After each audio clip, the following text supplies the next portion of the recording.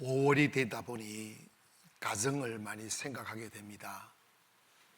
그래서 5월 달에는 주로 가정에 대한 설교를 하는 중에 있는데, 오늘 저는 가정이 잘 되어야 교회도 나라도 잘 될 수 있다는 그 원칙 하에서 믿음의 명문 가정 만들기라는 제목으로 함께 말씀을 드리고자 합니다. 하나님께서 이 세상을 창조하시고 나라부터 교회부터 세우지 아니하시고 가정을 먼저 세웠습니다. 가정이 교회의 시작이요, 가정이 나라의 시작이라는 겁니다. 그래서 그 가정 안에서 사랑하는 사람들이 모여 행복한 가정을 이루고, 그리고 그 행복한 가정 속에 자라난 어린 아이들이 따뜻하고 풍요로운 가슴으로 세상을 아름답게 만들어 가기를 원했던 것입니다.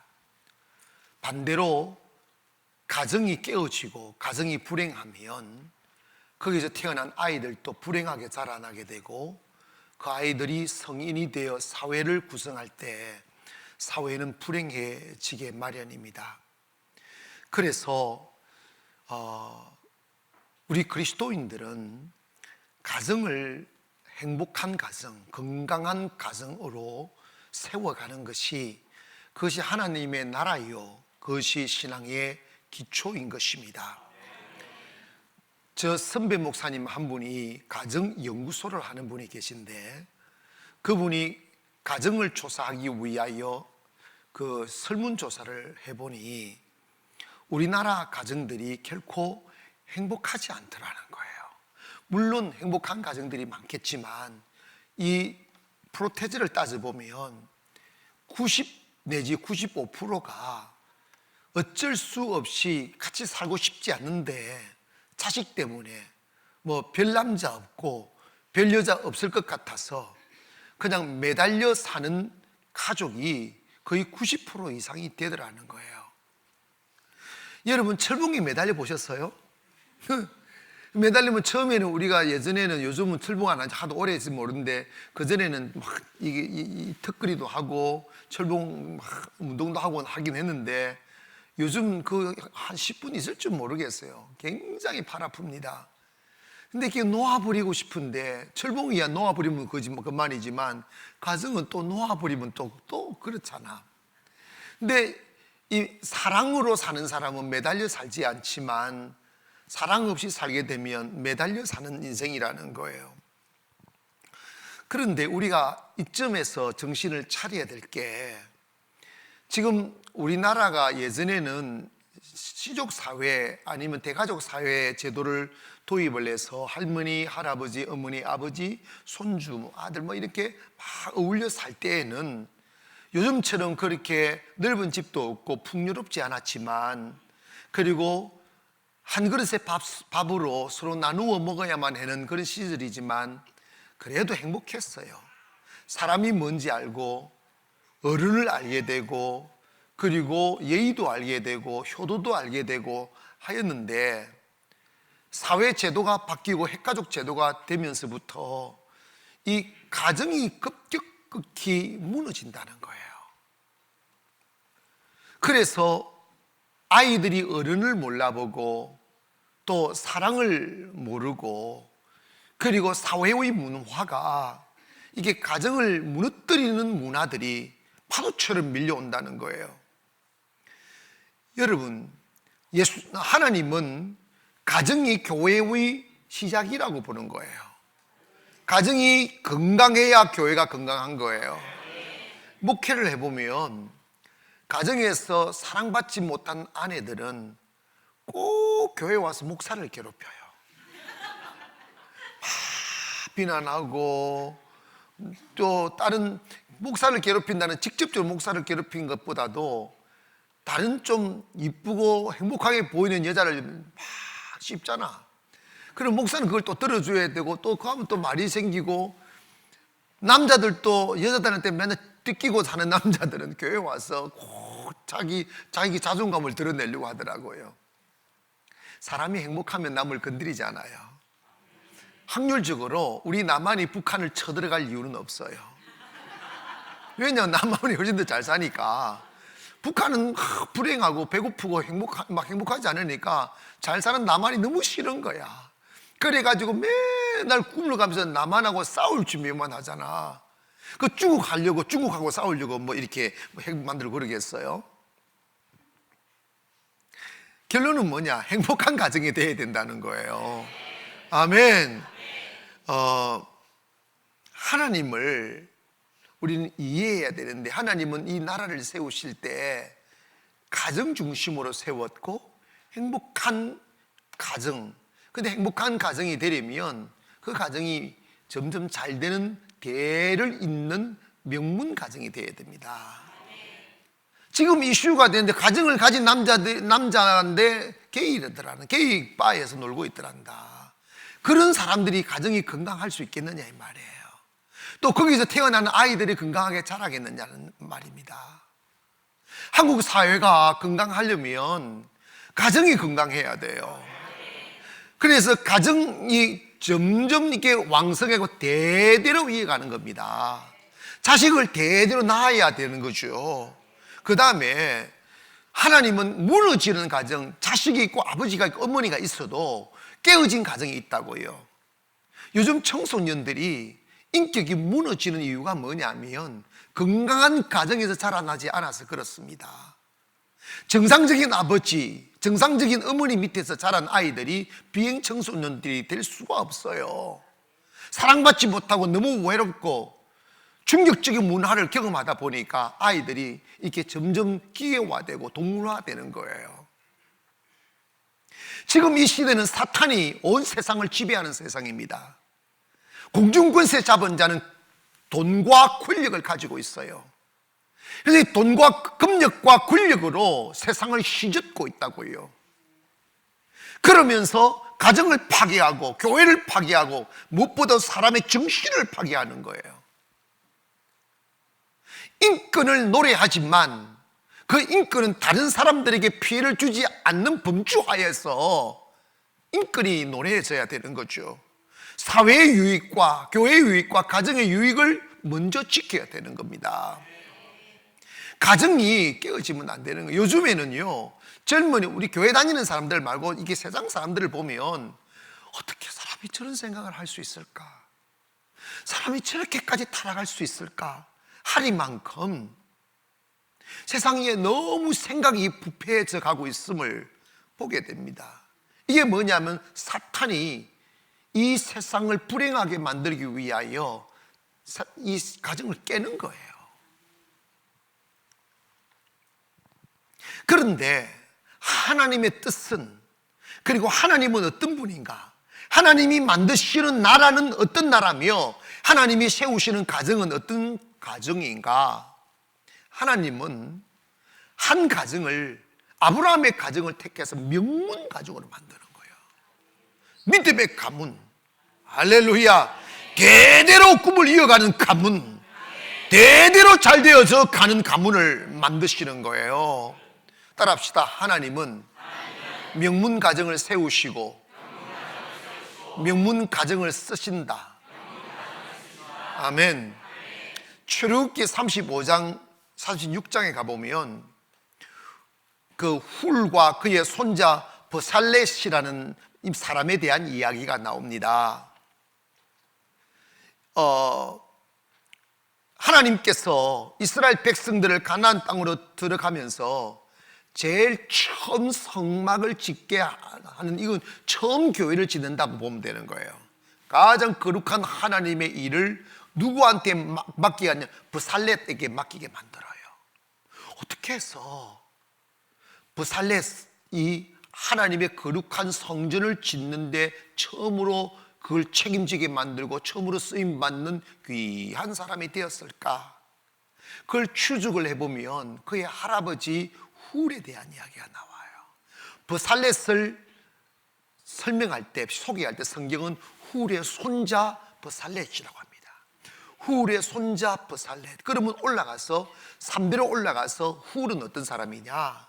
훌은 그 모세가 시내산에 올라가 기도할 때 아말렉과 전쟁이 일어났는데 모세가 손을 들고 기도하면 이스라엘이 이기고, 팔이 아파서 내려뜨리면 아말렉이 이기고. 그러니까 아론과 훌이 양팔을 들고 기도를 도우는 거야. 해가 지도록 팔이 땅에 떨어지지 않았다고 그랬어요. 훌은 누구냐? 기도의 사람이에요. 그리고 쭉 넘어가서 이스라엘 백성들이 광야에 있을 때 모세가 시내산에 올라갔잖아. 40일 동안 안 내려오니까 백성들이 금송아지를 만들어 우상숭배하려 할 때 훌은 이건 죄악이라고, 그러면 안 된다고 백성들과 싸우다가 순교합니다. 정의를 지키고 믿음을 지켰던 그 훌의 손자 브살렛을 하나님이 쓰신다 이 말이에요. 사도 바울은 오늘 본문 말씀에서 디모데를 이야기할 때 내 사랑하는 아들 디모데 하며 디모데를 극진히 칭찬을 하면서 나는 너가 너무 소중하다.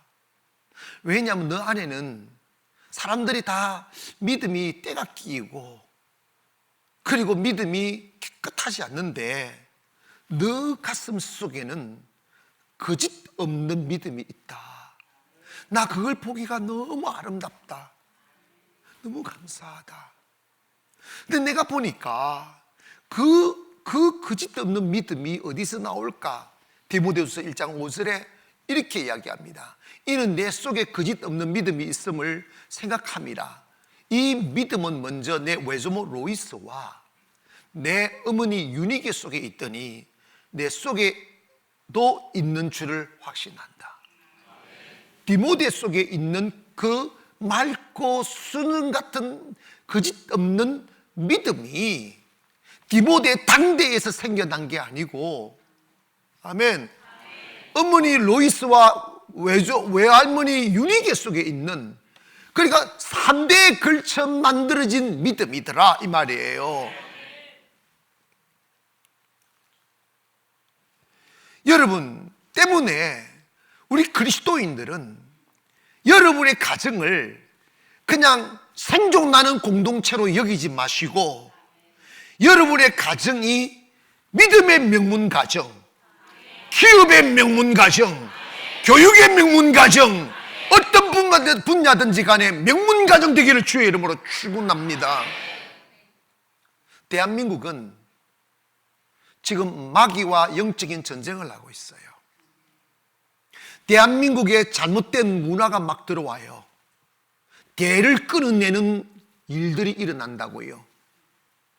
이거는 정말 국가적으로 엄청난 비극이고 낭비이고 나라를 무너뜨리는 영인데, 그게 뭐냐면 기업을 무너뜨리고 잘 사는 사람들을 존경하지 아니하고 교회를 대를 끌어버리고 기업의 대를 끌어버리는 문화가 지금 파도치고 있어요.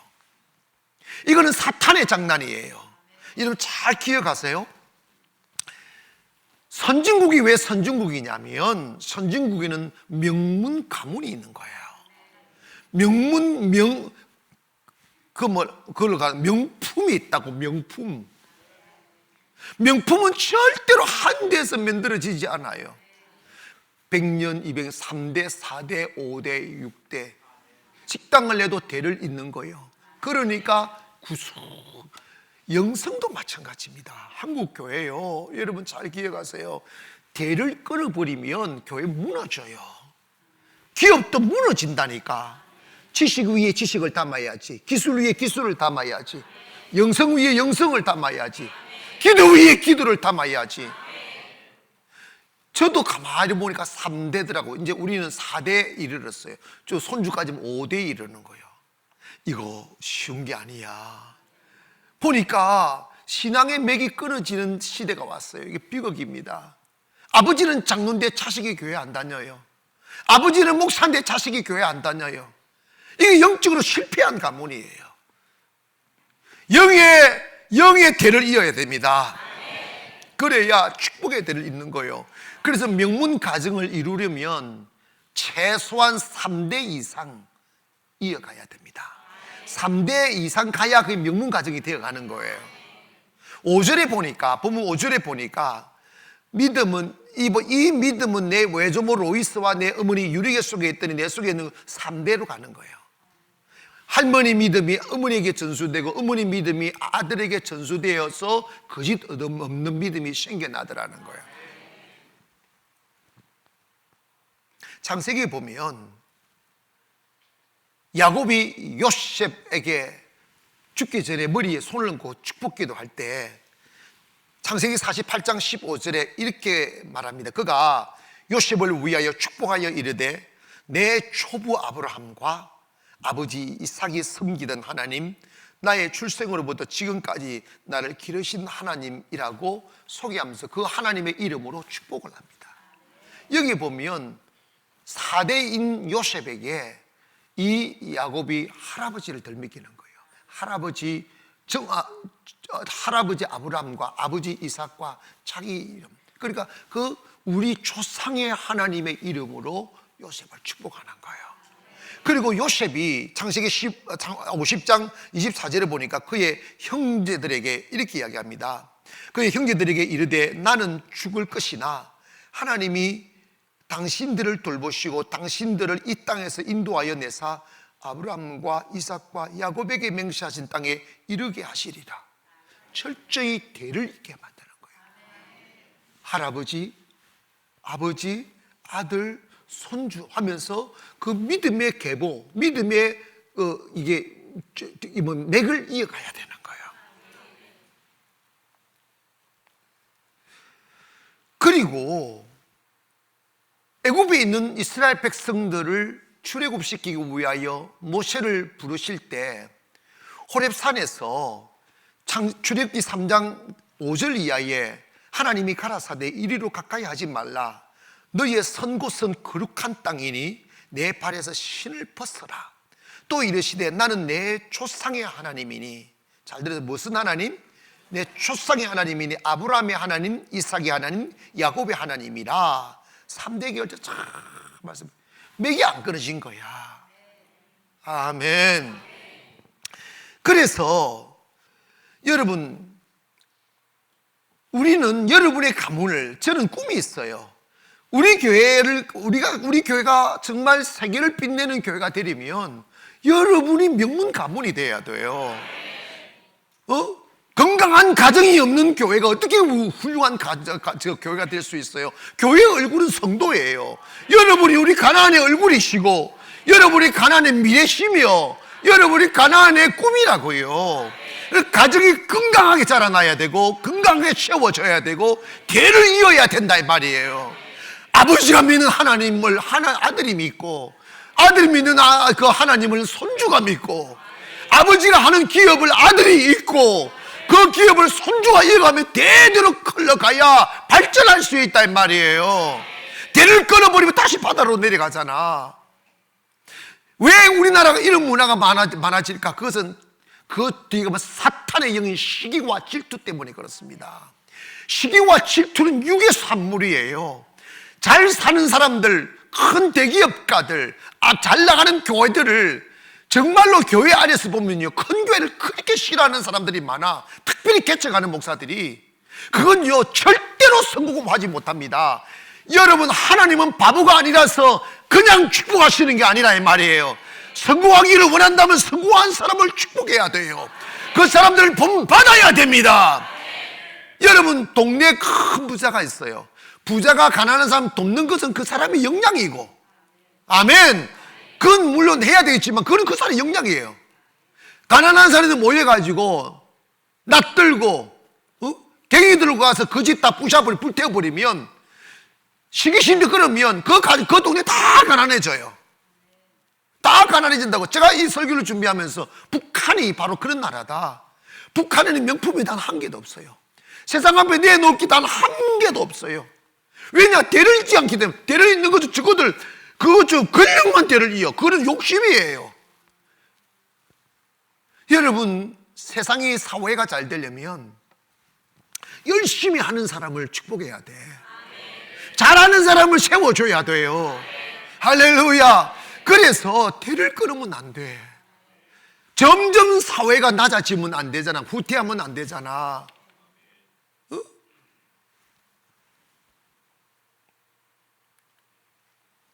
십계명에 보면 대가 얼마나 중요하냐면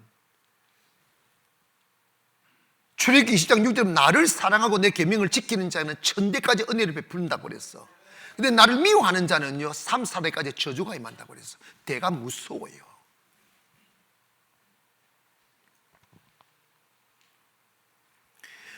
오늘 여러분 봐봐요. 기술도 한 대에 세계를 견인하는 첨단 기술을 못 만들어내요. 지금 우리나라를 먹여 살리는 데가 대기업이잖아. 다 대를 이으니까 세계와 경쟁하여 이기는 거야. 이해가십니까? 이걸 정부는 도와줘야 돼요. 그래야 나라가 산다고.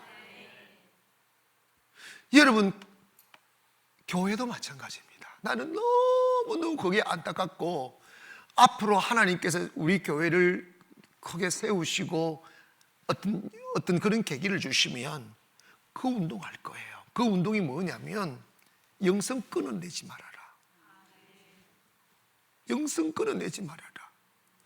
성경에는 왜 레이 족속들 중에서 제사장을 세우게 하고 제사장의 아들이 제사장이 되게끔 했느냐 하면 그건 하나님의 명령이에요. 영성은 탕대에서 만들어지지 않는다는 거예요. 아버지의 기도를, 아버지의 희생을, 아버지의 헌신과 눈물을 보고 자란 아들이 그걸 배운다는 거야. 아멘 합시다. 여러분, 대한민국 교회가 10년 전까지만 해도 살아있었어요. 근데 지금 살아있는 교회를 찾기가 힘들어져요. 여전히 그 웅장하고 큰 건물은 그 살아있던 교회들의 힘으로 지어놓은 건물은 그대로인데 그 교회의 영향력이 다 사라져 버렸어요.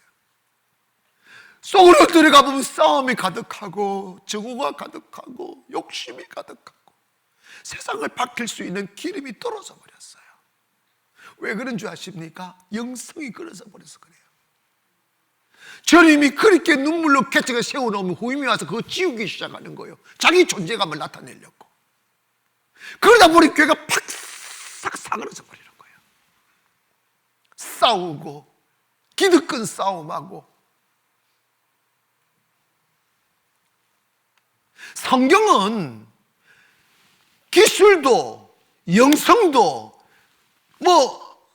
그 어떤 것도 대를 이으라고 말씀하는 거예요. 그래야 잘 된다 이 말입니다. 그래야 발전한단 말입니다. 그런데 우리나라는 세습이라는 단어를 만들 그런 말이 어디 있어? 해가지고 그걸 부끄럽게 만들어 버리는 거예요. 하나님은 그래야 발전이 있고 내일이 있다. 그걸 부끄럽게 만들어 버리는 거예요.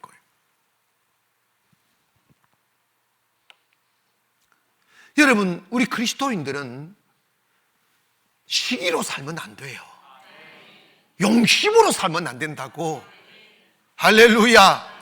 주변에 나보다 앞서가는 사람이 있으면 존경하고, 저 사람 어떻게 예수님을 믿었기에, 어떻게 신앙생활을 어떻게 살았기에 저런 복을 받을까 본받으려고 하고, 그래야 사회가 더 맑아지고, 그래야 사회가 더 발전하지 않겠어요?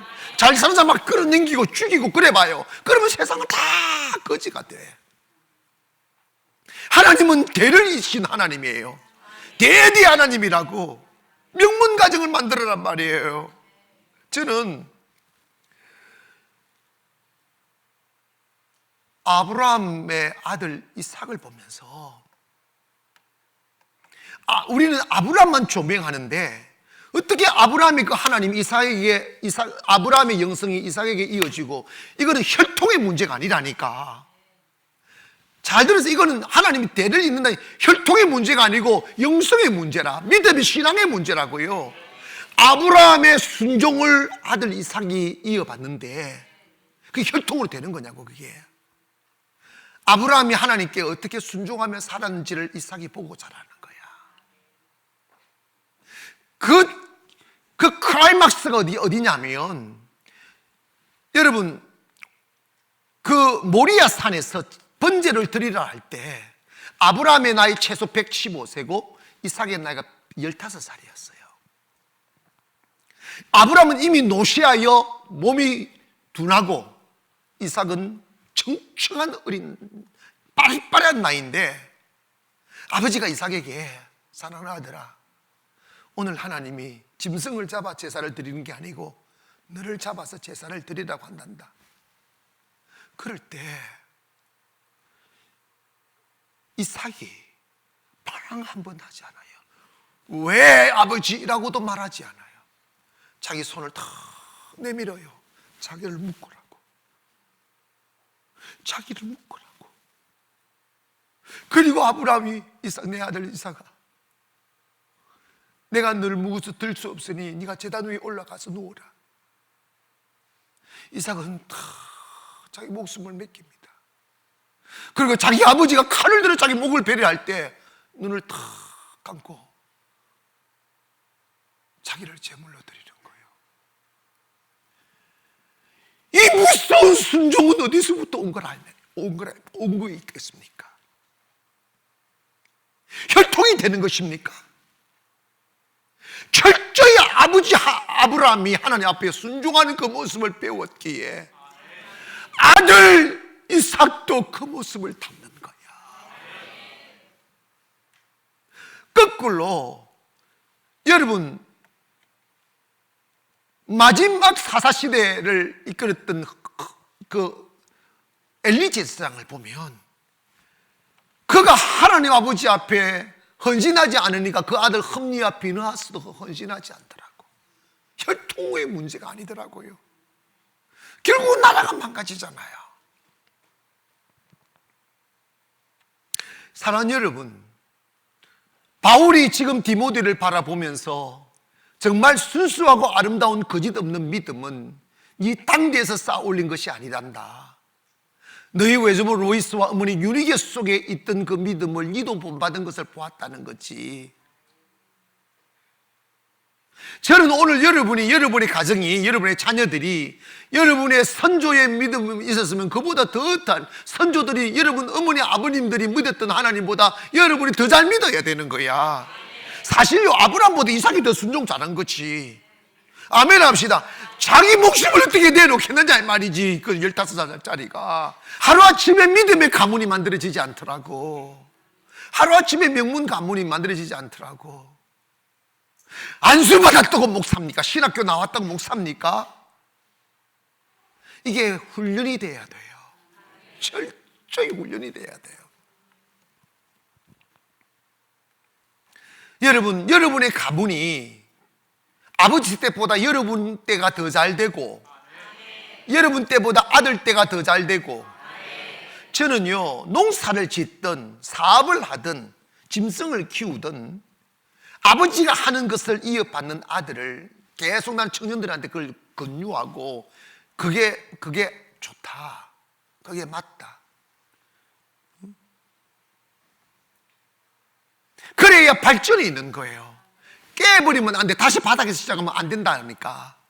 점점 문화를 발전시키고 신앙을 발전시키고 사회를 발전시키는, 할렐루야. 그래서 온 사회가 함께 노력하고 함께 경쟁하고 함께 땀 흘려서 세상을 잘 되게 해야지. 잘 되는 사람을 존경하지 못한 사회는 미개한 사회예요. 정말 안타까운 일입니다. 우리 교회 성도님들, 나는 여러분이 진심으로 잘 되기를 바라고, 여러분이 삐까리 삥까삥까야 나도 삥까삥까해요. 여러분 진짜 우중충 해봐요. 저는요 구중충합니다 진짜로. 정말 명문가정 만들기를 주의 이름으로 축원합니다. 점점 잘 되기를 바랍니다. 우리 교회가 짧은 역사이지만 우리 한국 교계에서 지금 명문교회로 지금 일어나고 있어요. 많은 언론에서 우리 송도 가나안교회는 희망의 아이콘이라고 그러더라고. 희망의 아이콘. 이제는 희망뿐만 아니고 실제 그런 게.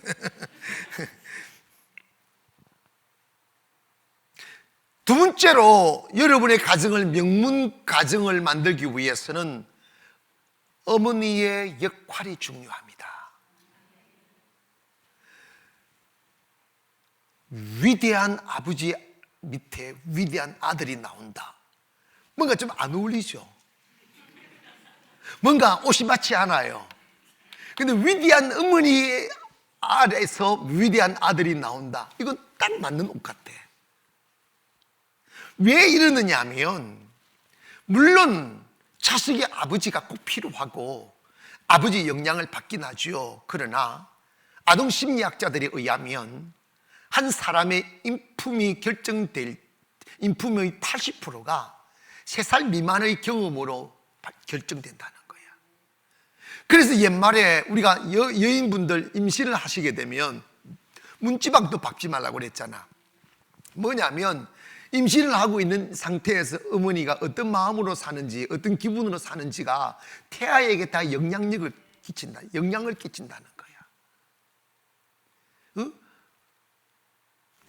여러분, 그래서 임신하게 되면 이 아름다운 마음을 가지려고 하고 좋은 음악 들으려고 하는 이유가 뭐냐면 아이들의 감성과 그 인격을 아름답게 만들어 주려고 그래요. 그런데 요즘 아름다운 음악이란 것도 희한한 히말리아 음악, 불교 음악 이런 걸 이 하는 것만 들려주대. 그리고 우울하게 태어나는 거야. 들으면 잠만 오는 음악 말이야. 그게 뭐 명상 음악이나. 그 음악도 잘 들어야 돼. 어린아이가 태어나 뱃속에 있을 때부터 태어나서 말하고 눈 뜨고 할 때까지 다 엄마의 젖가슴에서 다 경험하는 거야. 엄마의 생각, 엄마의 감정까지 읽는 게 태아입니다. 그래서 어머니의 눈물의 기도를 보며 자란 아이, 어머님의 정의로움을 보며 자란 아이, 어머님의 희망을 보며 자란 아이, 어머니의 한숨소리, 어머니의 기도 소리까지도 다 들어요. 여러분이 어릴 적을 회상해 보면 어머님이 울고 있으면 여러분 너무너무 슬펐잖아요. 어머님이 웃고 있으면 행복하고, 불행한 어머니 밑에서 불행한 자식이 태어날 확률이 있다는 거지. 그래서 여러분이 있잖아, 예수 잘 믿어서 여러분의 아이들에게 행복한 모습 보이기를 원하며, 꿈을 보이기를 원하며, 소망을 보이기를 원합니다. 세계를 이끄는 지도자들을 보면 그 뒤에 다 어머니가 있었어요. 우리나라의 감리교회 거장 김국도, 김길도, 선도 이런 목사님들은 거대한 교회를 이루는데 아버지가 없었어. 돌아가셨어요. 어머님이 행상하면서 그 아들들을 키우는데 오직 기도, 오직 믿음으로만, 가난했어도 믿음을 가르치고 정의를 가르치고 순종을 가르쳤더니 그 아이들이 복을 받아 대한민국 굴지의 교회들을 개척해서 세운 분들이에요. 소망교회, 감림교회 뭐 이런 여러분 하는 교회들이 다 그 어머니의 아들들이 세운 교회들이라고.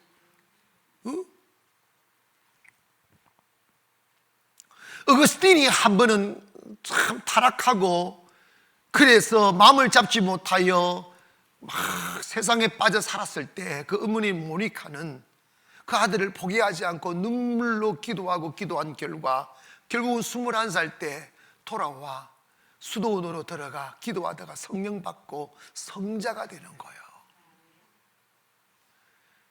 감리교 창시자 요한 웨슬레 목사님이 어머님에 대한 일화는 유명한데, 이 어머님은 얼마나 기도를 많이 하는 분이었냐면 나는 바쁘기 때문에 기도한다고 이야기했어요. 안 바쁠 때는 더 한다는 거지. 사랑하는 여러분, 사사시대를 마감하고 왕정시대를 이어갈 때 조금 전에 그 엘리 제사장이 죽고 그 모든 사사시대가 마감할 때 이스라엘 혼돈에 빠질 때 사울왕을 세우는 그 과정에서 나라가 얼마나 어지러운지 몰라요. 그때 나라를 지켜낸 사람이 누구냐면 사무엘이에요. 근데 그 사무엘이 어떻게 태어난 사람이에요? 한나가 불임 여인이 아이를 낳지 못했을 때 자기 몸종 번이나가 괴롭힘으로 인하여 번이와 나 싸우지 아니하고 하나님께 목숨 걸고 기도하잖아요. 하나님을 믿는 믿음으로 하나님 내게 아들을 주면 내 아들을 하나님께 드리겠다고. 결국은 그 기도의 응답으로 사무엘을 낳고, 사무엘이 탁 젖을 떼자마자 정말 그 한나 약속한 대로 젖을 떼자마자 탁 성전에다가 딱 갖다 놓습니다. 결국은 사무엘이 커서 이스라엘을 살려냅니다. 여러분, 여러분의 자녀, 여러분의 가정을 명문 가정으로 만들려면 열심히 땀을 흘려 돈을 버는 것만으로는 안 돼요. 돈이 많다고 명문 가정이 되는 게 아니에요. 그 가문의 신앙 정신을 살려야 된다 이 말이에요. 할렐루야. 믿음의 정신을 살려야 된다 이 말입니다. 할머니가 믿던 하나님, 할머니가 기도했던 그 모습을 어머니가 본받고, 어머니가 기도했던 그 모습을 딸이 본받고, 아들이 본받으면 명문 가문 되는 거예요. 앞으로 여러분 10년, 20년 지나가면서 우리 교회 명문 가문 엄청 일어날 걸 난 확신해요. 왜냐하면 누구보다도 열심히 기도하는 어머니들이 많이 계세요. 다른 교회 없는 풍경 많아요. 우리 젊은 30, 40대 여성, 우리 젊은 여성, 어머니들요, 아이들 안고 업고 빨리고 하면서 와서 기도하는 사람 많아요. 그렇게 큰 아이들이 지도자가 된다니까. 예를 들면요, 저는 어릴 적에 저 시대는 아이들이 사람이 아니었어요. 저 시대는 아이들은 짐승이었다고, 돼지 새끼 취급받았다니까. 특별히 우리는 9명을 낳았잖아요. 뭔 놈의 어머니 손길에 오겠어. 맨날 두드리 맞고, 그날 잘 얻어먹으면 생존한 거고, 그렇게 살았잖아요. 아버지가 무서워 옆에 가지도 못하고. 요즘 아이들 힘들다. 제가 자란 시절 비하면요, 천국이에요. 나는 이해가 안 가요, 진짜로. 외로울 시간이 어디 있어, 진짜로. 지금 또 흥분하지 말라 했네. 흥분하기 전에 막 화가 난다고 지금.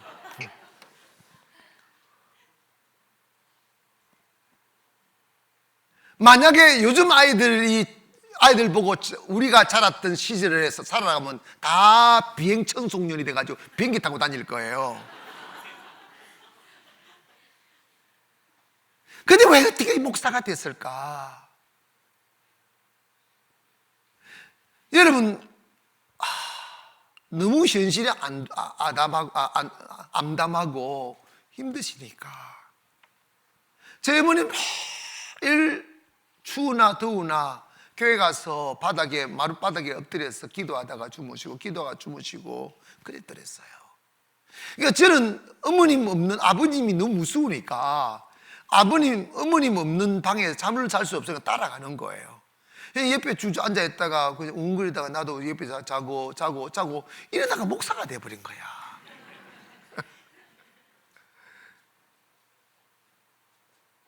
사랑하는 여러분, 저는 이거는 자랑도 교만도 아니라 이거 믿음으로 말씀드리는데, 우리 가난 명문교회 될 거예요. 나는 그러기 위해서 여러분이 명문 가정이 돼야 됩니다. 여러분이 가정이 잘 돼야 됩니다. 나는 정말 여인은 연약하냐 어머님은 강하다는 말을 요게벳을 통하여 증명할 수 있어요. 요게벳은 히브리 여인이고 애굽에 있을 때 남자아이 낳으면 죽이라고 했어요. 요게벳은 모세를 낳은 후에 그를 죽일 수 없어서 3개월을 다락방에서 숨겨 키우다가 아이의 울음소리가 커지자 다 죽게 되었을 때 이게 방울이를 만들어가지고 나일강에다 떠내려 보내잖아. 결국은 바로의 공주가 발견하고 바로의 왕궁으로 들어가 모세는 왕자로 살게 됩니다. 그때 어머니 요게벳이 유모로 들어가잖아. 돈 받고 아들을 키운 거야. 그러면 참 좋죠. 그런데 이런 봐봐, 나는 요게벳을 보면서 정말 하나님의 사람은 이래야 된다고 보는 거예요. 뭐냐면 모성과 정의가 싸우는 거야. 모성과 믿음이 싸우는 거야. 모성은 이럴 거예요. 모세야, 너는 히브린 아들이 아니야. 너는 애굽의 지금 대왕의 왕자다. 너는 이곳에서 영화롭게 잘 먹고 화구식하며 살아라. 그래서 자기 신분이 드러날까봐 막 숨기고 하는 게 모성일 거라고. 그런데 요괴벳은 그러지 않았어요. 모세야, 너는 결코 애굽의 왕자가 아니다. 너는 저 들녘에서 매를 맞으며 노동하고 있는 노예 같은 사람들의 후예다. 네 아버지, 네 어머니가 히브리인이다. 너가 장성하면 너 민족을 잊지 말아라. 저 들녘에서 매를 애굽 군대의 채찍을 맞으며 강제 노역하는 이 민족을 생각해라. 얼마나 여러분 이 요기벳이 대단한 여걸이다니까. 나도 그렇게 할 수 있어요 라고 손 들지 마세요. 아무도 내가 한 사람도 없을 가능성도 있을 것 같아서 두려워서 내가. 그런 어머니 밑에서 자랐더니 모세가 어른이 되고 난 뒤에 모세를 설명하는 한 구절이 우리에게 감동을 주는데, 히브리서 11장 24절에 보면 이런 고백을 합니다. 믿음으로 모세는 장성하여 바로의 공주의 아들이라 칭함을 받기를 뭐 했다고 그랬어요? 여러분, 공주의 아들이라는 칭함을 받은 모든 영광이 다 주어지는 거예요. 그런데 거절을 했어요.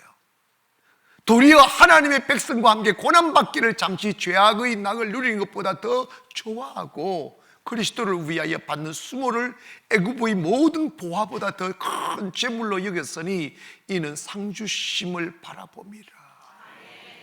하나님을 바라보고 믿음을 선택했다는 거예요. 하나님을 바라보고 세상의 영화를 버리고 자기 민족과 함께 고난받기를 즐거워했다는 거예요. 이 말은 배부름보다 정의를 선택했다는 거예요. 영광보다 진리를 선택했다는 거예요. 명문 가문이 되려면 어머니들이 불이한 기름진 빵을 먹여 아들을 살찌우는 여인이 아니라 가난한 개떡을 먹고 살려도 그 안에 믿음을 심어주고 사명을 심어주고 가치를 심어주고 정의를 심어줘야 그 자식이 일어나 세상을 이기는 거야. 이거 또 팔풀짓 한다. 저 여러분 신학교 올 때부터 부모의 도움을 거절하고 홀로 산 사람이야. 수 없는 고통과 돈 없어서 힘들어하고 외로워서 힘들었지만 세월이 가니까 가난이 세워지고 점점점 하나님이 역사하고 계시잖아. 정신입니다, 정신. 여러분의 가문을 일으키려면 여러분 자식에게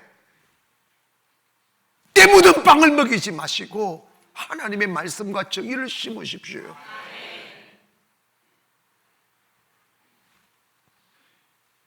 나는 이 요괴벳을 보고 우리 교회 젊은 여성들이 요괴벳처럼 되었으면 좋겠다.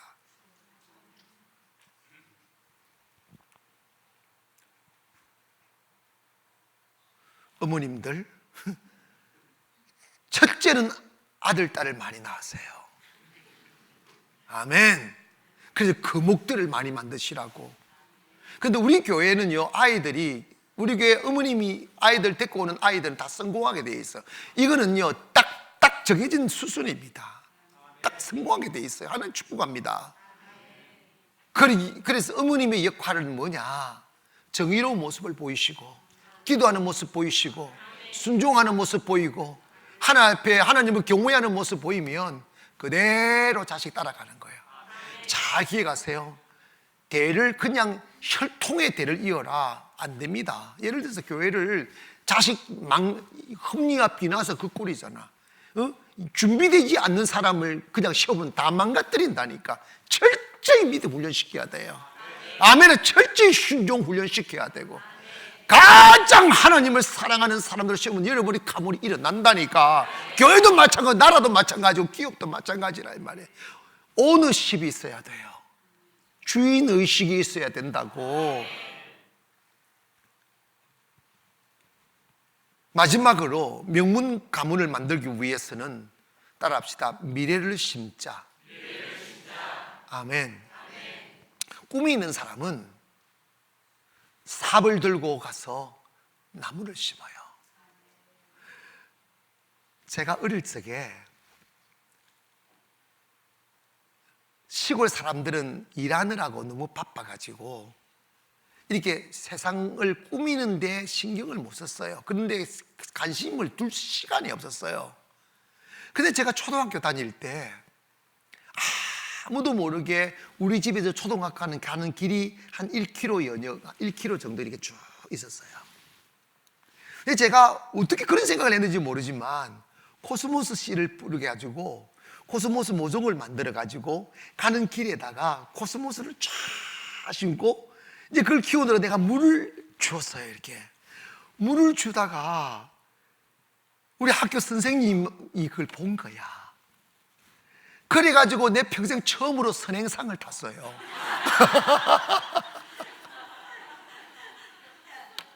착하다고. 그러니까 근데 쫙 학교 가면 코스모스 꽃 쫙 보고 가니까 그거 돈 드는 거 아니야. 바로 그런 사람이 미래를 꿈꾸는 사람이야. 나는 안타까운 게 교회들이 미래를 심지 않아요. 교회들이요 이런다. 돈 없다고 주일학교, 학생회, 청년회를 키우지 않아요. 그래서 여러분 봐봐요. 교회 주일학교 없고 청년회 없고 사그러진 교회들이 부지런습니다. 그리고 교회 미래를 위해서 이 시대에 맞는 그룹을 걸어줘야 되는데 이 시대 새로 새 신세대 보고 100년대 문화를 따라오라니까 안 따라가는 거야. 나는요 며칠 전에 한 대학에 가서 이사장을 만났어요. 근데 그 이사장께서 연세가 지금 70이 훌쩍 넘었더라고. 그런데 뭐라고 하냐 하면은 목사님 저는 랩교회를 세운다 해. 랩교회. 랩교회 뭡니까? 했더니 랩교회가 랩교회래. 이게 뭐냐면 요즘 있잖아 하는 그거 하나 지금 할 수가 없네. 하라면 하는 거야. 찬송을 랩으로 부르는 교회를 하겠다는 거야. 하나님이 세상을 이처럼 사랑하사 이게 아니 할아버지가 그 생각을 하더라고. 그러니까 교육자지. 근데 지금 한국 교회는요 그런다고 미쳤다고 그런다. 처음에 우리 한국에요 교회들이요 피아노 들어오는데 얼마나 문제가 많은지 아십니까? 2단이라고 북만 쳐야 된대. 내가요 처음으로 기타 들고 와가지고 치다가 욕 얼마나 먹은지 아십니까? 요즘은 기타 안 쓰면 교회가 아닙니다. 요즘은요 드럼은요 드럼 딱 들여놓으니까 뭐라는지 아십니까? 야 이게 나이트클럽이야 이런다고. 나이트를 가봤는가 보지 뭐. 교회가 문화를 선도해야 돼요. 아름답게. 그래서 저는 우리 다음 세대를 위해서 성령 짓는 것은요 모든 콘서트를 할 수 있는 방송국보다 더 멋있게 더 아름답게 만들려고 지금 꿈을 꾸고 있어요. 모든 문화 행사도 다 우리 교회 안에서 3천석 지금 없잖아. 근데 그 3천석 쫙 해가지고 말이야 조명이니 음향이니 모든 분위기니 해가지고 탁 하면 예배를 드리면 이게 막 완전 영화 본 느낌의 영성이 들어가는 거. 그게 안 들어가면 안 되니까. 여러분 봐봐 이게 힘든 거지만 미래를 심어야 된다니까. 아멘 합시다. 어린 세대에게 투자를 하고 사람을 길러내고 미래가 투자가 없는데 어떻게 여러분 명문 가문이 될 수 있겠어요? 여러분 봐봐요. 대기업이 성공하는 이유가 뭐냐면 매출의 상당한 액수를 미래에다가 투자합니다. 기술 개발하잖아. 기술을 개발하지 않으면 뒤떨어진다니까. 그래서 기업을 살려야 나라가 산다니까요. 여러분 오늘 우리 있잖아요. 여러분의 가정을 이제 우리 가문 어떻게 하든지 간에 명문 가정 만들겠다고 대대로 복을 받는 가문이 되게 하겠다고 결단하기를 바랍니다.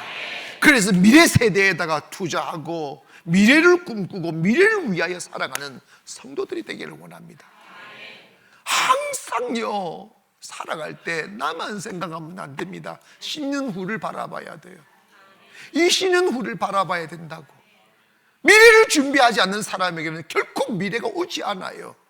저는 교회 중요한 일을 결정할 때 항상 미래를 생각해요.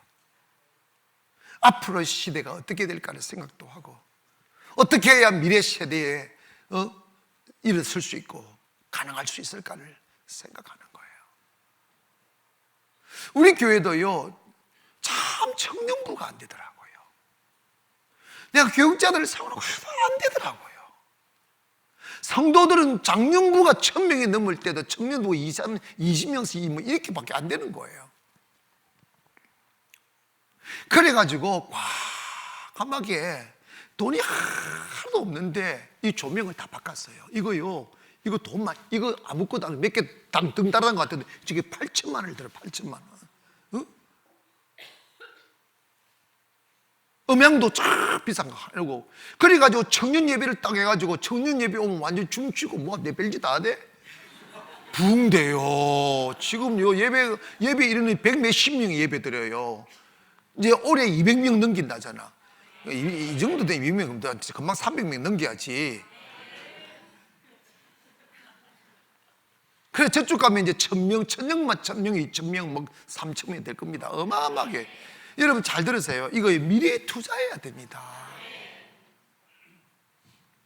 해서 저는 여러분이 미래를 위해 기도의 투자, 물질의 투자, 마음의 투자, 그리고 미래를 위해서 살아야 됩니다. 응? 미래를 위해서. 유명한 말 하나 소개하고 마치겠습니다. 그 윈스턴 처칠에 대한 영화가 있는데 마지막 자막에 이 말로 해서 영화가 끝납니다. 후손들이 좀 더 나은 세상을 살도록 만들지 못한 인생은 살 가치가 없는 인생이다. 후손들이 더 잘 살도록 세상을 만들어 가야 된다는 거예요. 미래를 더 아름답게 만들어 가는 삶이 아름다운 삶이라는 거예요. 오늘 여러분이 계심으로, 우리 교회가 있음으로 인해서 대한민국이 더 잘 되고 여러분이 미래 세대가 더 잘 되는 축복이 있기를 주님의 이름으로 기원합니다. 기도하겠습니다.